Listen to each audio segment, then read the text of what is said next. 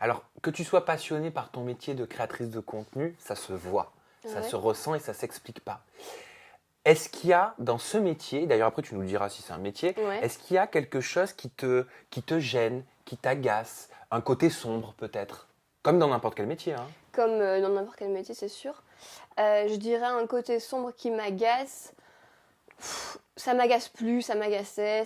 Voilà, c'est sûr tous nos faits et gestes sont un peu soumis au jugement de chacun. C'est un peu la règle du jeu. À chacun d'établir des limites et de savoir jusqu'où on veut aller dans la démonstration de sa vie privée.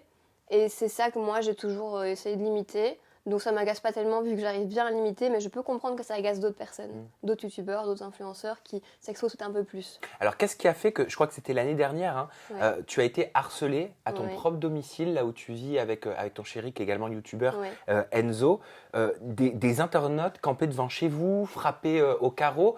Et tu l'as matérialisé, tout ça, parce que tu ne l'as pas que dit, tu l'as filmé, Oui. tu as montré la porte de chez toi où les gens toquaient, on te voit en larmes. Qu'est-ce que ça provoquait chez toi? Et pourquoi avoir voulu montrer ce que tu vivais aussi à ta communauté? Alors j'en parlais en fait pour avertir qu'on n'allait jamais ouvrir cette porte, donc qu'on n'ouvrait pas chez nous. Donc c'était d'abord en guise de prévention, vous pouvez venir mais on ne vous ouvrira pas. Et puis pour aussi que les gens se rendent compte de la limite que certains franchissent entre la vie qu'on veut bien exposer et puis notre vie privée, notre maison qui est notre seul endroit de vie privée au final. Donc c'était un peu des deux. Beaucoup d'abonnés me disaient à cette époque-là que c'était pas normal, qu'il fallait appeler la police pour que ces jeunes ou ces moins jeunes ne restent pas devant chez nous. On l'a jamais fait. Parce qu'avant tout, c'était des abonnés quand même. Donc la règle, c'était juste qu'on n'ouvrait pas la porte. Même si après, bon, ça partait dans des « Vous ouvrez pas, pourquoi? On vous voit ?» Parce qu'en plus, le pire, c'est qu'on avait une boîte aux lettres intégrée dans la porte. C'est les vieilles portes. Donc en soulevant le clapet, on voyait dans la maison.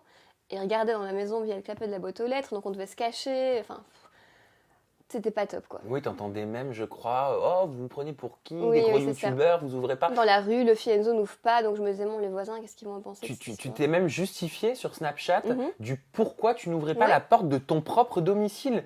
Pourquoi tu t'es justifié de ça? Parce que je pense qu'à un moment donné, il faut faire comprendre aux gens qu'ils ne sont pas tout permis et que oui, il y a bel et bien des raisons concrètes et légitimes et pertinentes pour lesquelles on n'ouvre pas sa porte dans la porte de chez soi, parce que peut-être ces gens sont jeunes et pensent pas au fait que voilà, c'est notre vie privée.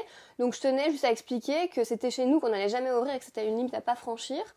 Donc je voulais le dire, et puis c'est aussi ma façon d'être, de toujours parler franchement et dire tout ce que j'ai envie de dire sur mes réseaux. Donc je pense que ça m'a aussi aidé à passer outre, tu vois, en parler, et puis avoir le retour d'autres abonnés qui me disaient allez, courage, peut-être déménager, faites quelque chose. C'était aussi beaucoup de soutien de leur part.